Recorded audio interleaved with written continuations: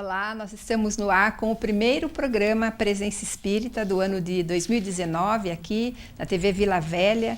Agora são 22 horas e na próxima hora nós temos o prazer de estarmos aqui novamente, depois de uma pausa para as férias, para falar a respeito do Espiritismo. Trazer notícias para a nossa alma, trazer alimento para a nossa alma, trazer temas que nos engrandecem, porque nos faz refletir a respeito da nossa existência, em como é bom viver e viver de uma maneira boa, né? Como diz aquela autora espiritual que psicografou, que junto com Chico Xavier psicografou várias obras, que eu não vou me lembrar agora dela, mas ela fala de vivermos a boa vida e não a vida boa. É isso que é importante, né, Maurício? É importante, começando a cada ciclo que inicia, a cada ano que se faz, é importante que a gente faça essa reflexão de como é importante viver.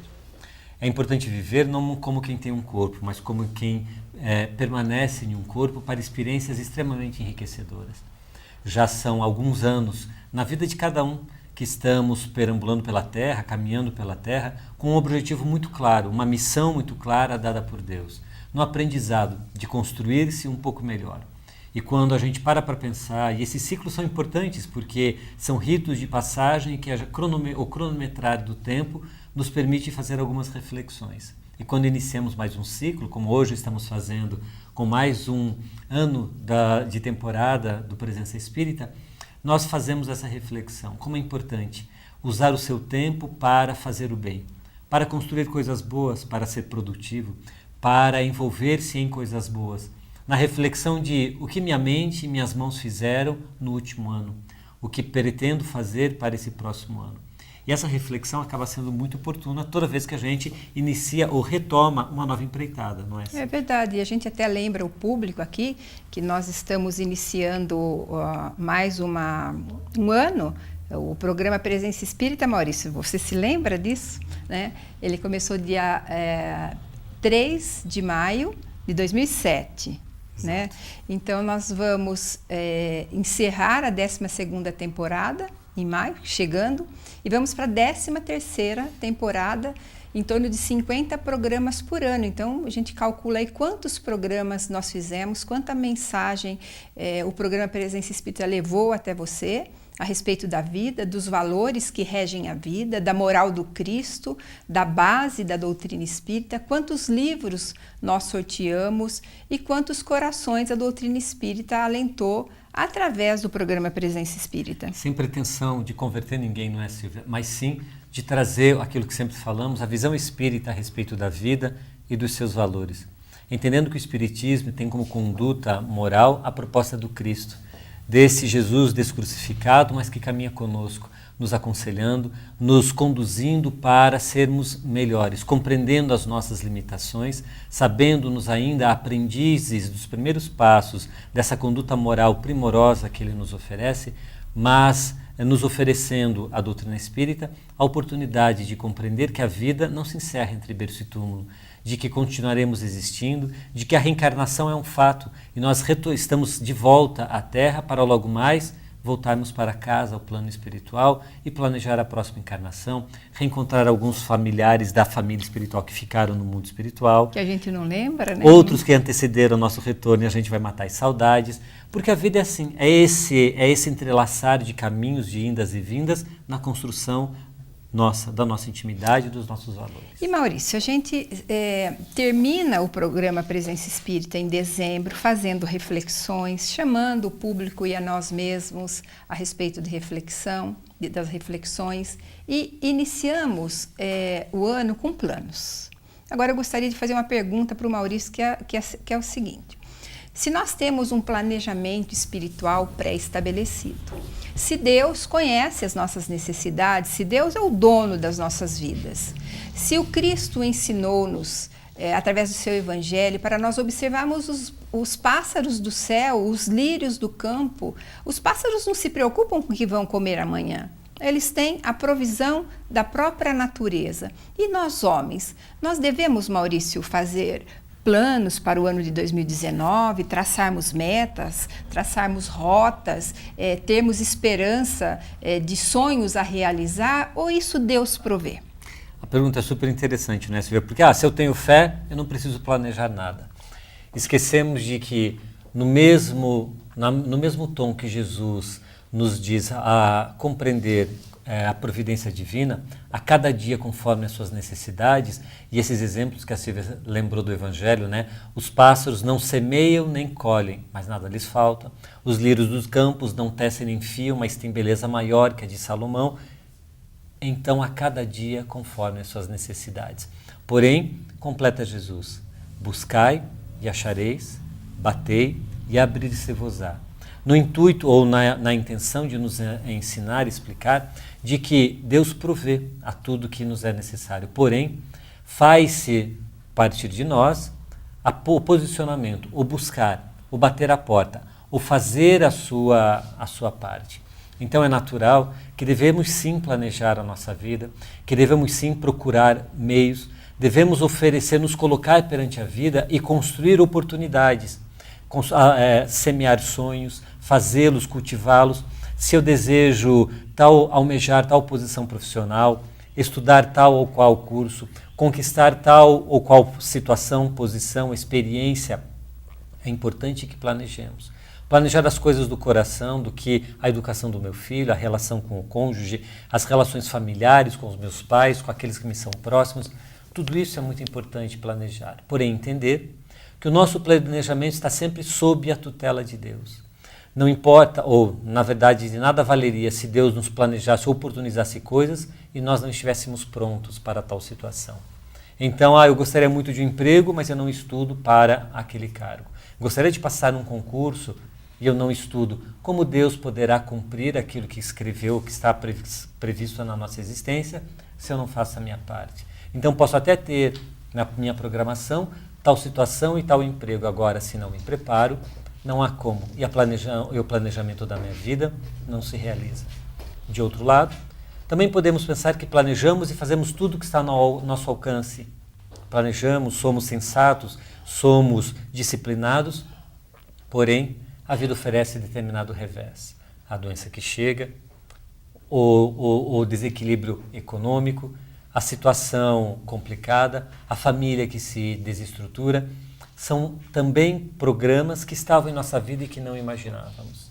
Em que os planos da existência também ali oferecem a oportunidade da resiliência, de construir a perseverança, a humildade, a fé, a compreensão de que ali atrás também há uma lição para construir virtudes que eu ainda não disponho.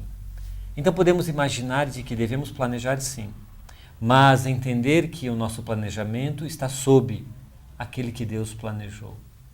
Por isso que Jesus nos ensina a rezar quando nos dirigimos ao Pai, dizendo que seja feita a vossa vontade. Então é muito importante, Silvia, fatalmente, claramente, de que planejemos a nossa vida, que não sejamos imprevidentes, né? Tua profissão, que bacana, tua profissão, eu gostaria de estar no seu lugar. Mas então, eu fiz vestibular, eu estudei, eu fiz cursos de aperfeiçoamento, especialização. Então a profissão não nos chega gratuitamente, né? O bem material que eu desejaria, eu gostaria de uma casa melhor. Ele não chega gratuitamente. Mas é graças a Deus também que temos a saúde para o trabalho, a oportunidade do intelecto funcionando adequadamente para essas situações. Mas se um dia algo disso nos faltar, também será a vontade de Deus, não é?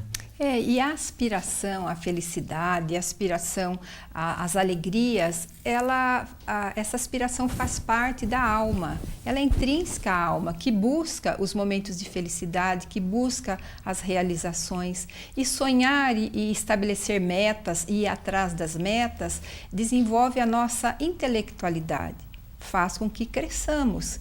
E mesmo, Maurício, as decepções que fazem parte do transcurso natural da nossa vida, elas são grandes impulsionadoras do nosso intelecto, né? Muitas vezes nós caímos diante de um plano que não foi bem, a estratégia do plano não foi muito bem estabelecida, e com o erro e com a queda, nós pensamos, nós crescemos, nós buscamos na nossa intelectualidade ferramentas para corrigir o erro e crescer. Então a gente deve sim correr atrás dos nossos sonhos, lembrando sempre que existe um Pai Criador, uma força criadora que está por trás de tudo isso e que a dor e o sofrimento que muitas vezes fazem parte da nossa caminhada sempre vai funcionar como um professor nos educando. E a gente... Eu ia complementar porque nos educando também no aspecto emocional. Emocional. Porque você falava do intelectual e realmente a vida nos provoca a pensar, puxa, o que eu errei, o que eu fiz, aonde que eu não planejei correto, é o aspecto intelectual. Mas muitas das vezes fizemos disso, mas a vida nos convida naquele momento a desenvolver o emocional, as virtudes. Porque muitas das vezes a gente pergunta, né, por que comigo? O que eu fiz de errado? A gente muitas das vezes não fez nada de errado, mas a vida está nos convidando a construir a virtude que eu não tenho ainda. Às vezes a da humildade, falando assim, olha, não seja tão pretensioso, achando que você vai poder tudo.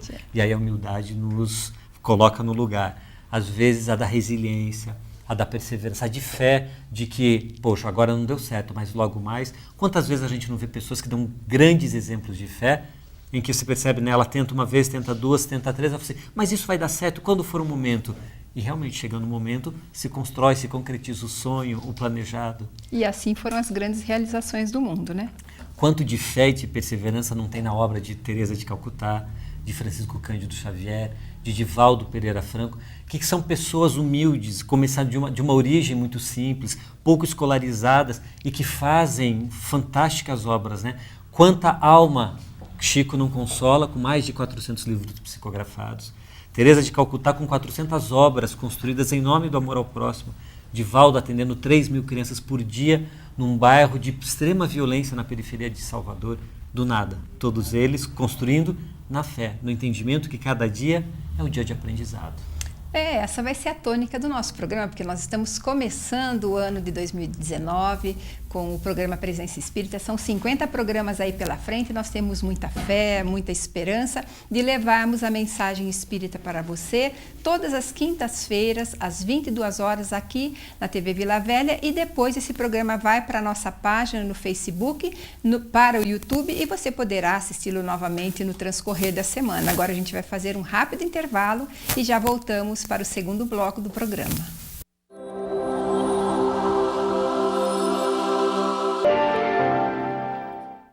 Olá, estamos de volta com o programa Presença Espírita, o programa que leva até você a visão espírita a respeito da vida e dos seus valores. Iniciamos nosso bloco, como costumeiramente fazemos, trazendo uma sugestão de leitura para você. Diz assim o livro que iremos sortear. A prece é uma invocação mediante a qual o homem entra em pensamento, em comunicação com o ser a quem se dirige.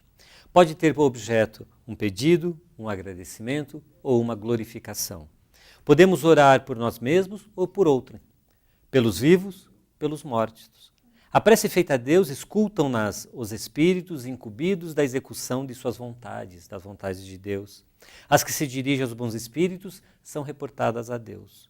Quando alguém ora a outros seres que não a Deus, falo recorrendo a intermediários, a intercessores, porquanto nada sucede sem a vontade de Deus. O livro que iremos sortear hoje, que colocamos como sugestão de leitura, denomina-se Prece. Na verdade, é uma coletânea de textos que encontramos em O Evangelho segundo o Espiritismo e que trata particularmente da relação nossa com Deus no momento da prece.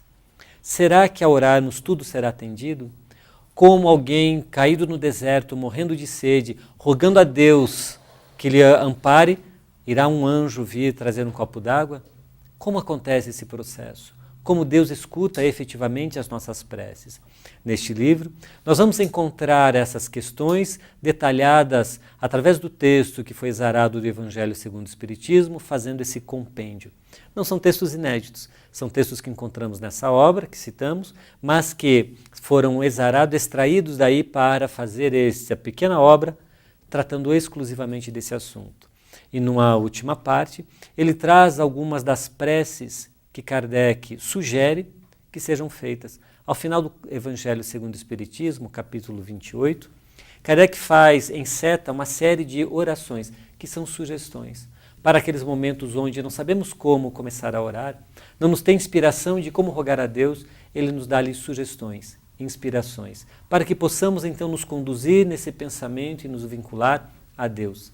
Lembrando sempre, como diz o texto, que podemos orar para uma entidade, para essa ou aquela pessoa, para um santo da nossa rogação, da nossa fé, se assim rogamos, se assim a construção da nossa fé se dá, mas sempre será a partir de Deus, que o universo, que as suas forças, que a providência divina irá nos alcançar e atender o nosso pedido. Então, aqui a nossa sugestão de leitura, o livro Prece, extraído do Evangelho segundo o Espiritismo, de Allan Kardec, para que possamos então, a partir desse livro, construir melhor entendimento sobre essa relação íntima, profunda e extremamente importante para com Deus. Um dia sem uma oração é um dia que a alma fica sem um alimento, fica sem refrigerar-se daquilo que pode ter de melhor, que é a inspiração divina e o hálito de Deus em nossa intimidade. Então, para aqueles que desejarem entender, refletir um pouco mais sobre oração, a nossa dica de leitura.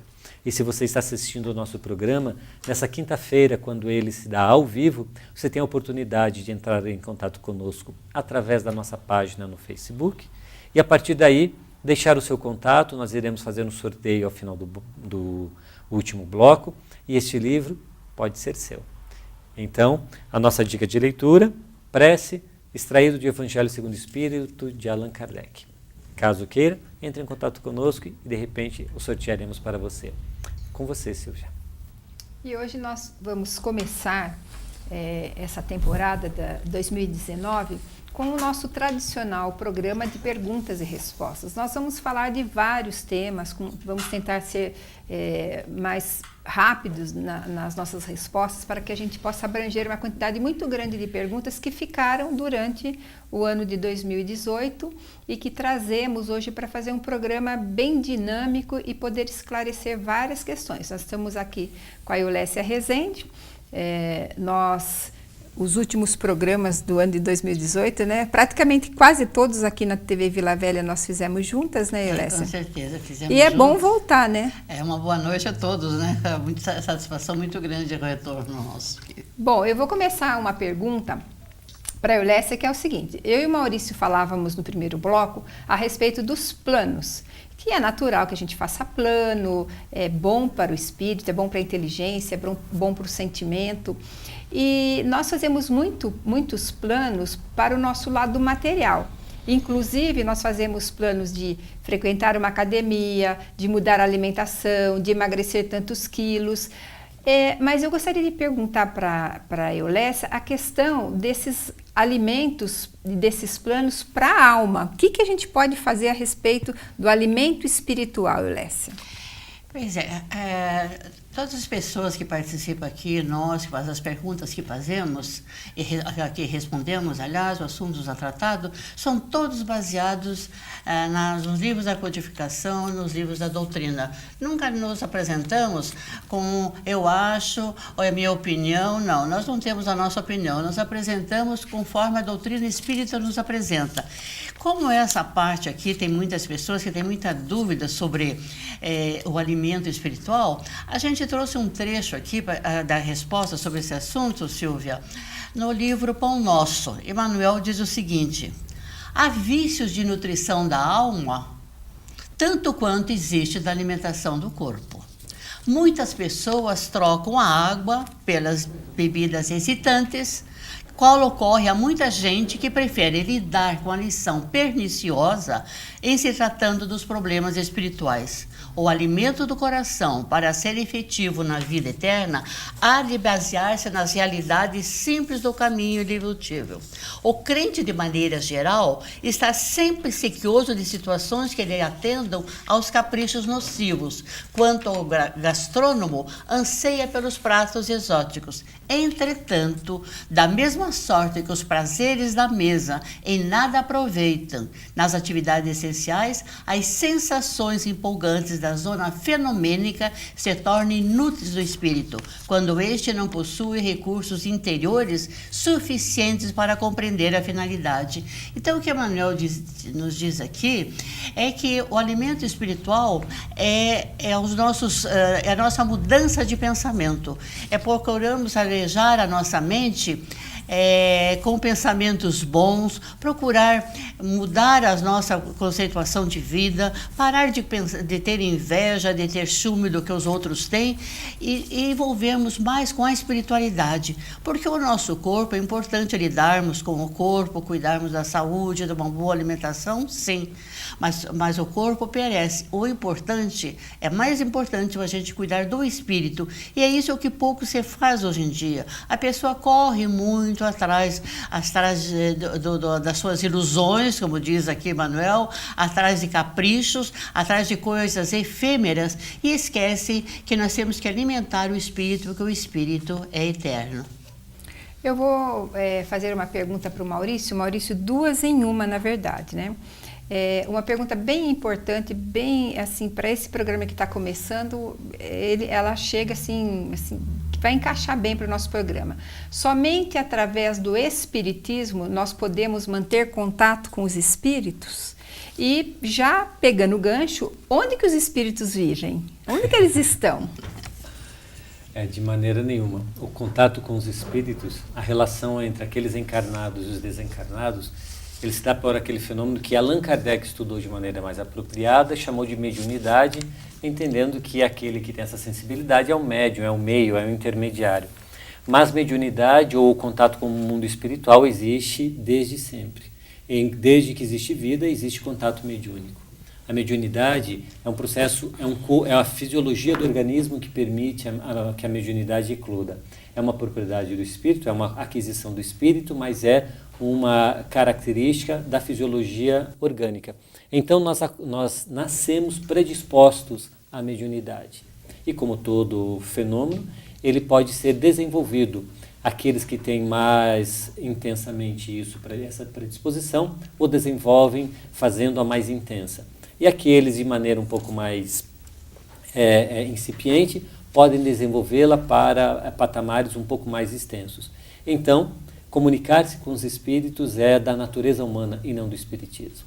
Ao espiritismo coube compreender, elucidar, entender quais são as regras desse fenômeno natural. Mas as pitonisas na Grécia Antiga eram médiuns, os sacerdotes no Egito Antigo eram os médiuns, as bruxas da Idade Média são médiuns, e hoje na modernidade, muito de mediunidade é chamado por outro nome a cada crença com a sua expressão e entendimento de mediunidade. Quando deixamos o Espírito Santo falar, é a expressão de algumas religiões a dizer sobre o fenômeno mediúnico na sua compreensão, totalmente respeitável, mas ali está o fenômeno mediúnico. Assim como está a mediunidade nos ritos de origem africana que encontramos frequentemente em nossa cultura. Então, comunicar-se com os espíritos é um fenômeno da vida humana e da natureza humana.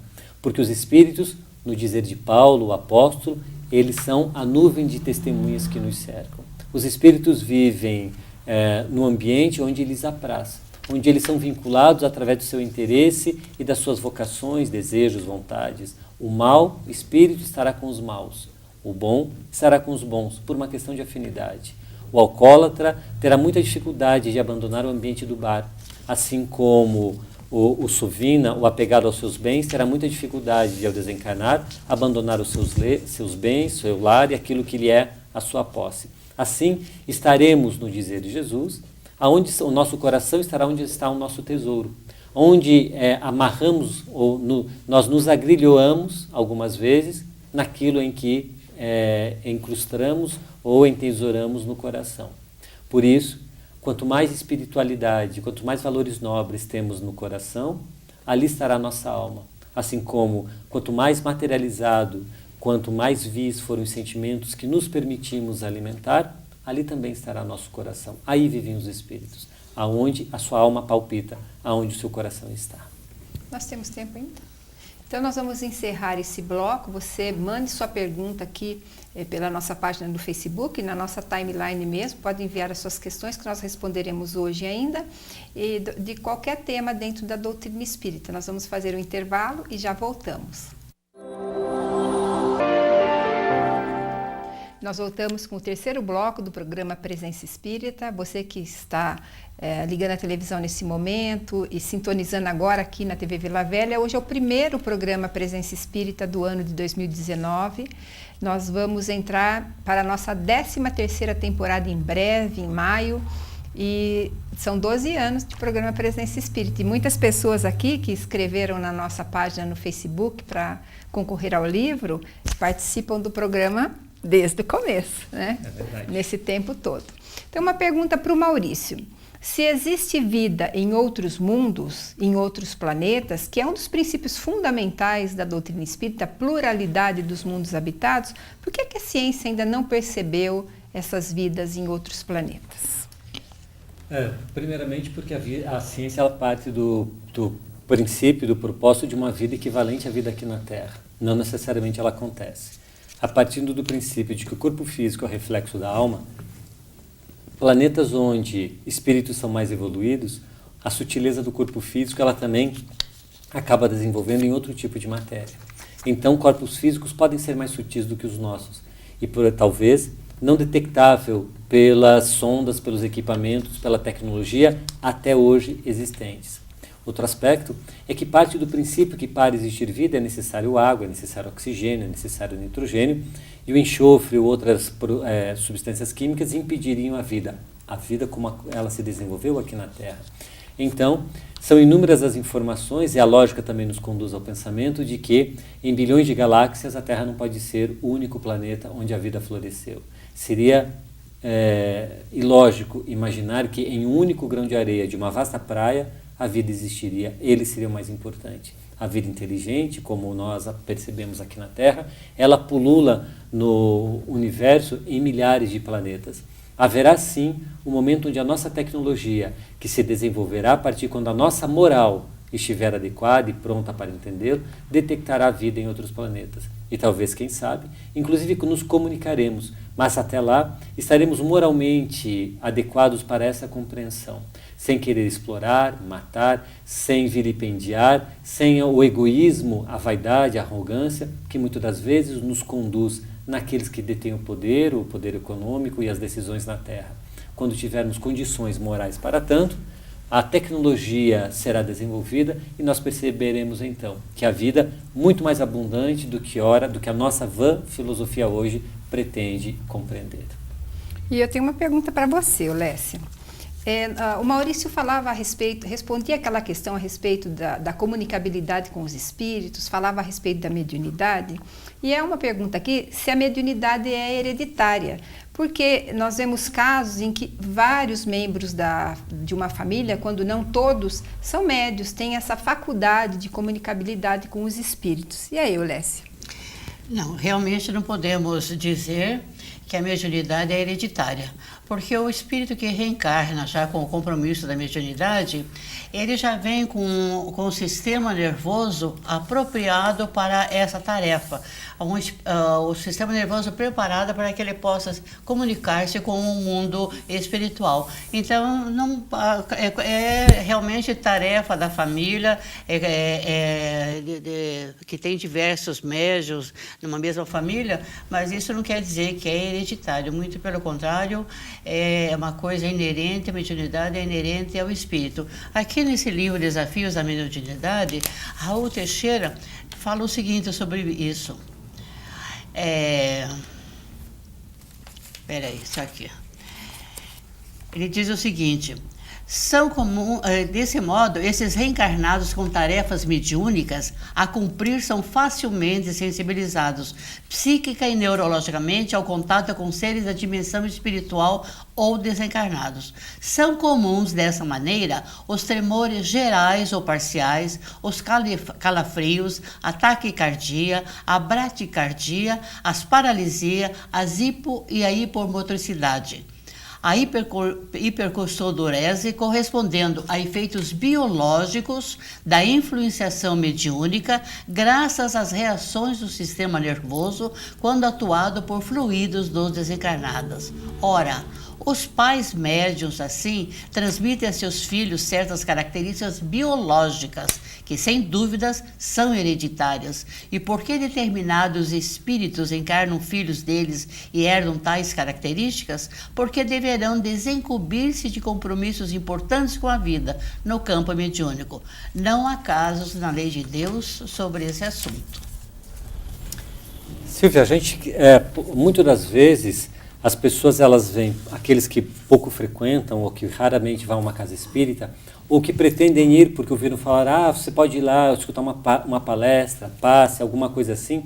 É muito frequente, às vezes palestram em locais públicos e nos perguntam a respeito de pagamento, né? Quanto custa? Como é frequentar uma casa espírita? Ou ainda a gente pode perguntar-se, se eu vou numa instituição que se diz espírita, e essa instituição me cobra, ou tem alguma taxa para essa ou aquela atividade, é normal esse tipo de ação nas casas espíritas?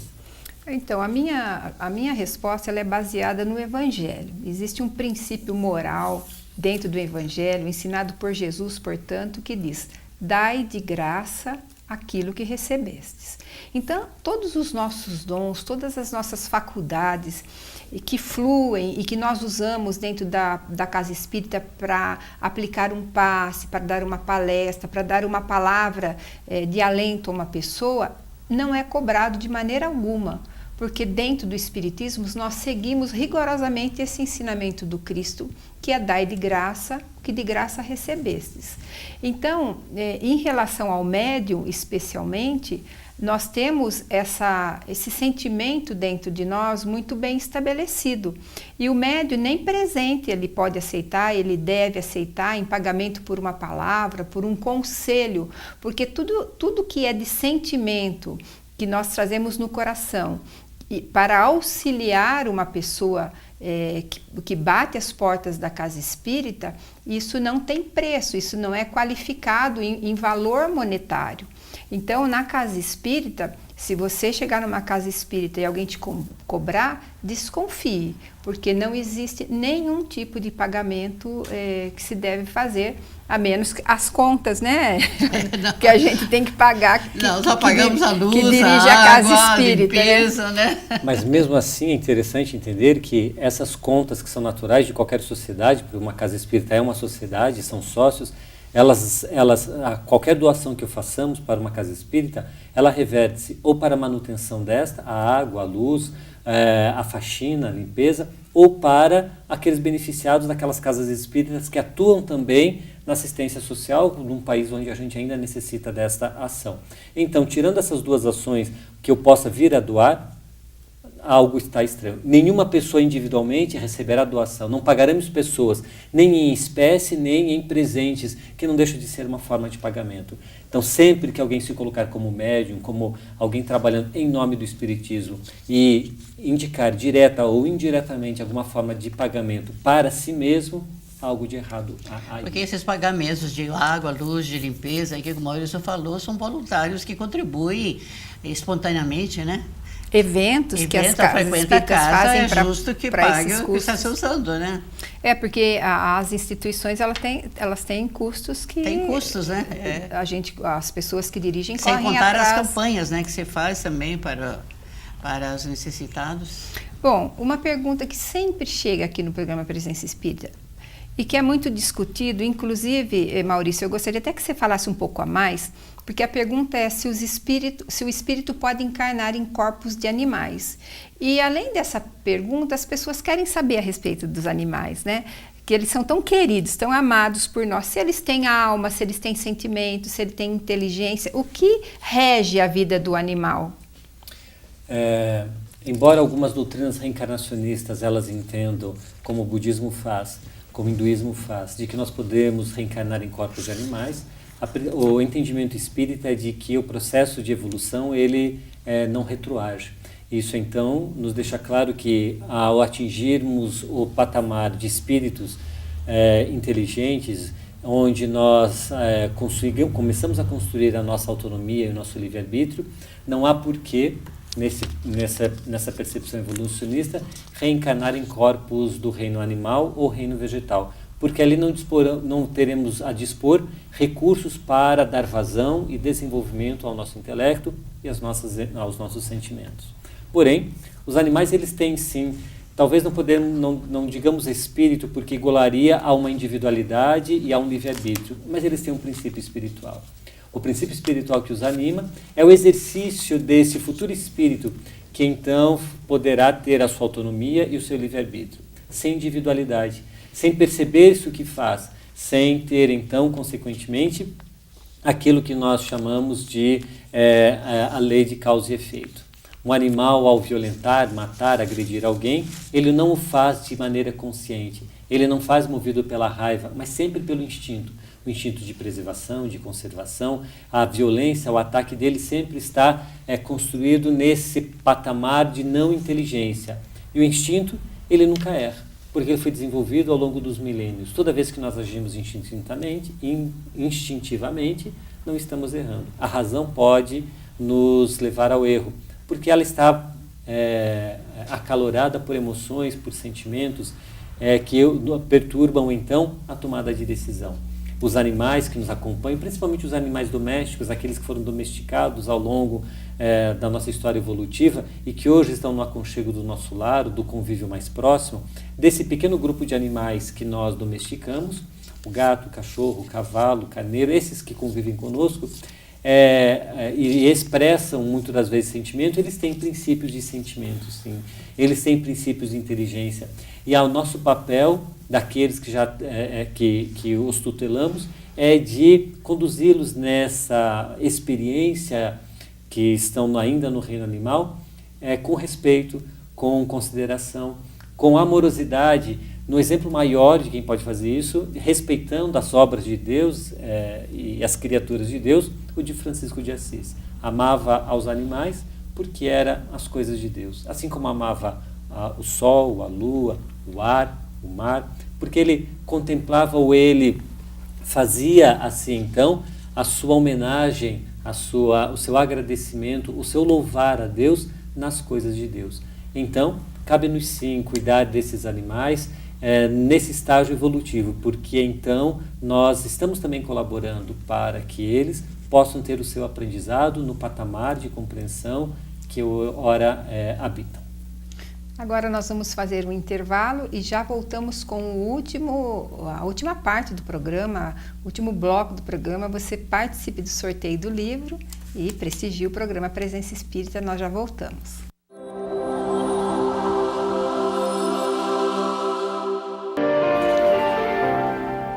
Nós voltamos com o último bloco do programa Presença Espírita. Hoje é quinta-feira, o programa começou às 22 horas, nós estamos ao vivo aqui na TV Vila Velha e esse programa vai ser reprisado durante a semana e vai estar no YouTube e na nossa página no Facebook, o Presença Espírita Ponta Grossa. Você pode assistir depois, no transcorrer da semana. Maurício, como é que o Espiritismo se relaciona com as demais religiões? Entendendo que toda doutrina que conduz ao homem ao bem é digna de respeito. Não importa se a nossa crença está neste ou naquele tamanho, se acreditamos nisso ou naquilo, e mesmo algumas crenças que constroem a sua relação com Deus por princípios que o Espiritismo não entende como necessários, com externalização de esta ou aquela prática religiosa, mesmo que o Espiritismo não avalize essas coisas, se faz o homem melhor, se conduz ao bem, ela é digna de respeito. Todas as doutrinas, sejam as mais variadas vertentes cristãs, ou aquelas não cristãs, mas que fazem-nos melhores, que constroem em nós algo melhor, todas elas são dignas de respeito. Então a relação é uma relação de fraternidade, é uma relação de compreensão, entendendo que o Espiritismo não é a melhor religião, universalmente falando. O Espiritismo é a melhor religião para nós, para cada um de nós, que entende no Espiritismo a melhor possibilidade de expressar a sua fé. Agora, se eu na vertente evangélica, católica, budista, muçulmana, ali encontro o meu rincão de fé, o meu espaço onde eu consigo alimentar a minha fé e ter as respostas para as minhas necessidades espirituais, ali será a melhor religião para mim. Sem querer universalizar, pregar, converter, porque devemos respeitar a cada um o seu entendimento e a sua percepção e valores de vida. O mais importante é que essa religião nos faça bem, nos conduza ao bem e nos faça melhor. Ninguém de nós será julgado por Deus, analisado a nossa vida pela religião que professamos. Ela não será o canal de salvação ou de melhora íntima de cada um de nós, se ela só se professar da boca para fora.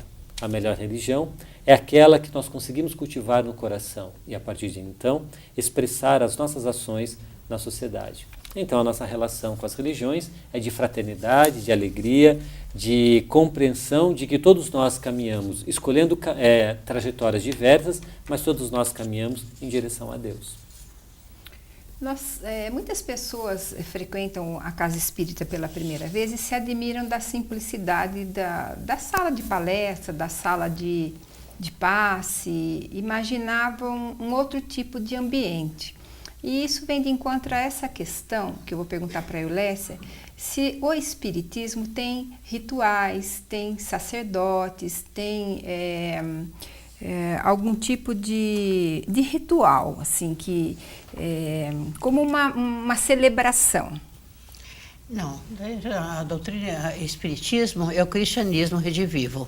Então, se nós analisarmos, olharmos a vida de Jesus, como ele pregava, era na simplicidade, aonde ele estava, ele pregava, no barco, na praia, onde tinha um número de pessoas, ele sentava, as pessoas já se aglomeravam para ouvi-lo falar. E foi dessa maneira que ele passou os seus ensinamentos até nós.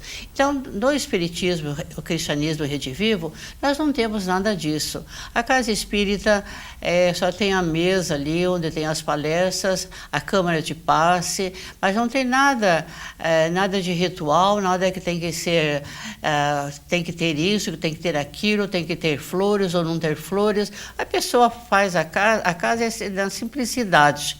É na simplicidade. Então, realmente as pessoas estranham, a gente que participa dos passes, e vem muita gente pela primeira vez, e eles ficam assim meio perdidos, procurando saber, querendo saber como é que funciona, por que não tem isso, por que não tem aquilo. Realmente, porque o objetivo da doutrina é realmente nos fazer entender a palavra de Cristo e colocarmos isso na nossa vivência do nosso dia a dia. Então, não tem nada para nos chamar a atenção, não tem nada de...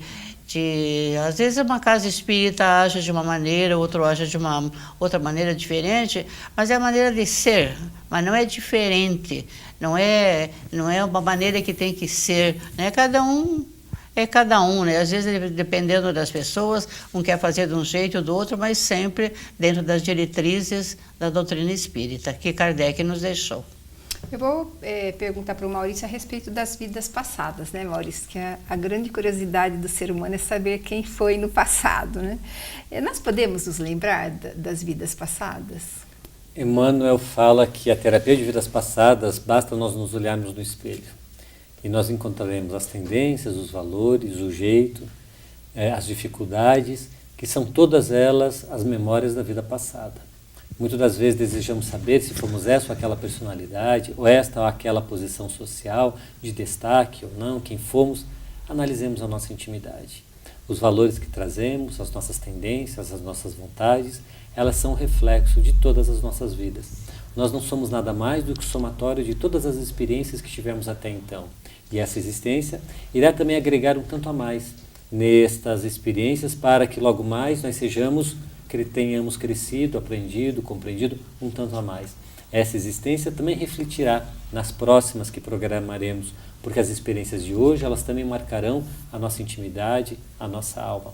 Então, a terapia de vidas passadas, que não é uma terapia espírita, ela é uma terapia que deve ser conduzida por profissionais habilitados para tanto da área médica, da área da psicologia, e não por nós espíritas. Casa espírita não faz terapia de vidas passadas, mas ela compreende que esse processo de terapia de vidas passadas é o perscrutar na intimidade do inconsciente aquilo que nós já vivenciamos e que muitas das vezes vem à tona através de traumas, de medos, de complexos, que só a habilitação médica ou profissional saberá entender se essa terapia é a mais adequada para esta ou aquela situação. Não a façamos em tom de brincadeira, de curiosidade, porque os reflexos ou as consequências elas poderão ser desastrosas se nós o fizermos. Ninguém cura uma situação que eu posso tomar alguns remédios fazendo uma cirurgia. A cirurgia tem prescrição adequada quando assim necessita-se, mas quando os remédios debelam o mal, é claro que os utilizaremos. Assim acontece com os nossos problemas de foro íntimo, de desequilíbrios emocionais, psiquiátricos. Será o profissional que determinará se, entendendo realmente e essa compreensão da espiritualidade, que definirá se usará ou não essa terapia. A nós, cabe então compreender que o que somos, os medos, anseios, vontades, eles são sim a memória de vidas passadas. Nós temos uma pergunta aqui que eu vou fazer para a Eulécia a respeito de cura. Muitas pessoas procuram a doutrina espírita, vão em busca de uma casa espírita, buscando a cura do corpo. É possível curar uma doença na casa espírita? É possível, sim. Nós sabemos que tudo é possível nas leis de Deus.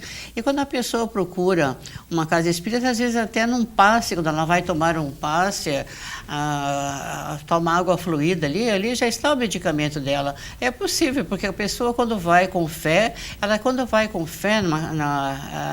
tomar um passe, então ela se comunica com o alto. Por isso que todo trabalho de passe na casa espírita sempre tem 30 minutos de palestra para que a pessoa possa, tenha a prece, tenha a palestra, para que a pessoa possa se desconectar-se dos seus problemas lá fora e ficar com a mente mais aberta e com o coração para poder receber aqueles fluidos que ela tem necessidade. Então é possível, sim, se estiver nos desígnios de Deus, se estiver nos méritos dela, se ela tiver mérito, consegue sim. Bom, nós vamos para a última pergunta, Maurício, eu vou fazer para você. Se no sono a alma se desdobra, ela se separa do corpo, o que acontece com a alma no momento em que o corpo dorme? No momento do sono, nós iremos desvincular-nos do nosso corpo e poderemos ter experiências no mundo espiritual, reencontros, lembranças, mas também poderemos permanecer muito próximo ao corpo e aí então vivenciar essa experiência, ou o sono ele será apenas aquilo em que a memória vai processando. Outras vezes, efetivamente lembramos de coisas que vivenciamos. O encontro de parentes que já desencarnaram, os reencontros com amigos espirituais, os aconselhamentos, o trabalho. Muitas das vezes as pessoas acordamos com sensações das mais diversas, que conversamos com alguém, que nos aconselhamos, outras vezes que aconselhamos pessoas, que ouvimos conselhos, que amparamos pessoas, que trabalhamos, que reencontramos este ou aquele. A vida, no momento de desdobramento, é extremamente rica. E então, é necessário que escolhamos qual a sintonia e o sentimento que iremos ter no horário do sono.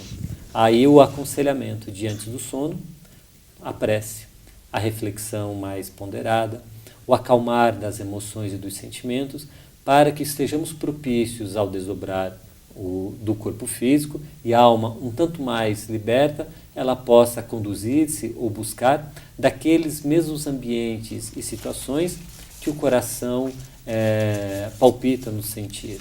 A prece antes de dormir acaba sendo, nessa situação, bastante importante, porque fará então, nos conduzirá a momentos muito mais felizes durante o desdobramento. Porque muitos de nós estudamos, aprendemos, nos preparamos, nos aconselhamos durante o momento do sono. Nós vamos agora para o sorteio do livro e nós agradecemos a participação. Hoje nós tivemos muitas participações aqui pelo primeiro dia. Vou escolher uma participação aqui, a Jennifer Vaz. Ela nos deseja um 2019 repleto de conhecimento, de paz, de muitas boas vibrações. Nós agradecemos a participação de todos e vou pedir para o Maurício sortear o livro.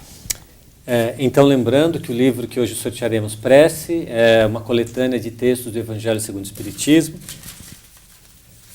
E sorteado é a Selma Arens. Parabéns, Selma, pelo sorteio, pelo livro. E ele estará lhe aguardando na Livraria Espírita A Educadora, na Rua Santos Dumont, anexo à Sociedade Espírita Francisco de Assis, no centro aqui de Ponta Grossa. Uma boa leitura e a partir de sábado o seu livro estará lá. E na semana que vem estamos ao vivo aqui na TV Vila Velha E convidamos a todos vocês para estarem aqui conosco a partir das 22 horas em mais uma edição do programa Presença Espírita. Até lá. Até lá.